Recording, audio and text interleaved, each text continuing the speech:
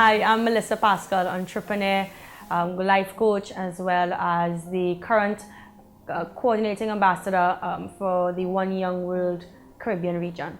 This is my OMG interview.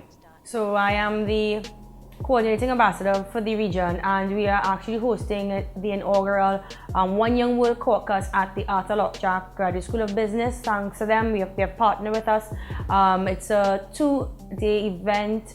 It's free to youth between the ages of 18 years and 30 years old. So we have 2 days. We have 4 panel sessions. Entrepreneurship and social business. Secondly, the future of education within the Caribbean. We also have social inclusion, and we have challenges facing the Caribbean youth as well. And the speakers are all youth representatives. For instance, Daniel Barkant, who is responsible for one of the co-founders of Coca Republic, who recently won an award for the quality of his chocolate, International Chocolate Award. Then after, you have other social entrepreneurs. You have the principal of Naparima. So it's definitely worth your while, caliber, talented people coming out to support. So the target market we would love to fill your auditorium at Lockjack are passionate, ambitious youth who are moving and shaking in their communities, who are massive on creating changes, who want to be part of a global network, who want to meet like-minded people. This is the space for you. If any of those fall into you, but you have a passion for what you love, come out and be surrounded by brilliance. So the One Young World brand is an organization out of the UK. There are 10 plus years now. Each year there is a massive summit bringing together over 196 countries. It is one of the largest youth events in the entire world. It is a focus again between the ages of 18 to 30 years old. I represented Trinidad and Tobago at the Bangkok, Thailand summit. It was a life changer for me. I met some of my mentors, Mohammed Yunus, Nobel Peace Prize winner for economics there. Richard Branson also attended the 2015 one in Joburg, South Africa. So this is the caliber of our One Young World counselors. So we are really bringing the One Young World experience to the Caribbean for the first time ever. So I encourage again, guys, come out and support and get involved in this.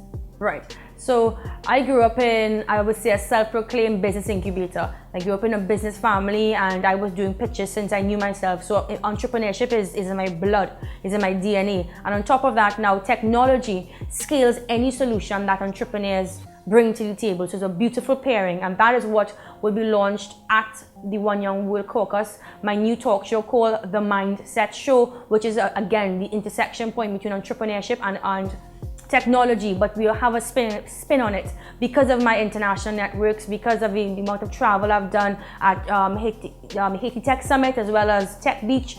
I'm using my Caribbean network. There are so many Caribbean persons within the Silicon Valley that we need to know about, and I'm going to be bringing them, interviewing them, and really bringing them in front so you can learn. So we all can learn from their success stories, from their challenges, and how they got there and why they got there, as well as the Caribbean coders, Caribbean individuals who are going out there and creating new apps daily. We should know about it. We should know their stories.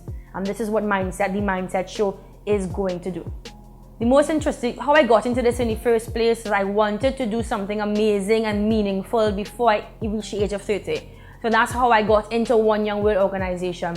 And that really was a life changer for me, a paradigm shift. Getting to meet, as I said, Mohammed Yunus really altered my life, and because I knew him before and did papers on him at my undergrad. And I recognized that in life, giving back is extremely important, and it shouldn't be something that you do only when you think you have.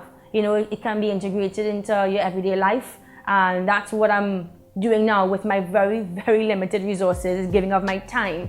And again, I'm not taking away the fact that entrepreneurship is a part of me, but there's a beautiful pairing of social entrepreneurship, and that is what I think the youth need to be mindful of, that there are avenues for win-win relationships in the world that will basically make everyone happy. I got braver. I was actually more truthful to myself. I was at crossroads at that conference, and because that conference is filled with over 1,000 of like-minded people, the atmosphere in there is insanely buzzing. It's like passion, energy, just positive vibes everywhere. And because of that, I think I was brave enough to say this is exactly what I want to do. I had no fears. I got rid of my inhibitions, and I came out to myself and what I truly want to do, which is social business, meaning I want to get involved in business projects that lift people up, not only benefit one aspect of society, but benefits many, leaving a positive legacy. That there you cannot do any single thing without a team, that there is no I in success. Success, there are so many players involved in it, and it's a beautiful process working with people, also very challenging working with people. But once you learn humility, I think I've learned so much. I'm continuing, but that's one of my biggest lessons I've learned over the last year and a half was humility. And it's beautiful. Once you can humble yourself, every single thing just flows beautifully, you know? I am afraid of sometimes even stepping out of my own comfort zone. You know, a simple thing as the mindset show. Sometimes now exploring the technology space and sounding like I don't know, you know, but there's a beauty of not knowing. You just say you don't know. And guess what? People accept that. And there's so much smart people out there that they gladly share it with you. So I wouldn't say a fear, it is more of a learning process. But initially there's a slight fear for sure. And that's just one example of stepping out of your comfort zone all the time, you know? Oh my gosh, I wouldn't think I would be getting involved in technology. You know, that was never a sphere that I ventured in at all, but somehow my path has led me there and I absolutely love it. The journey thus far, I mean.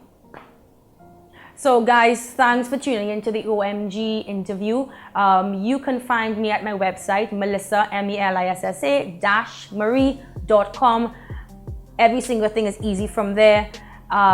It was great. Thanks OMG for having me, and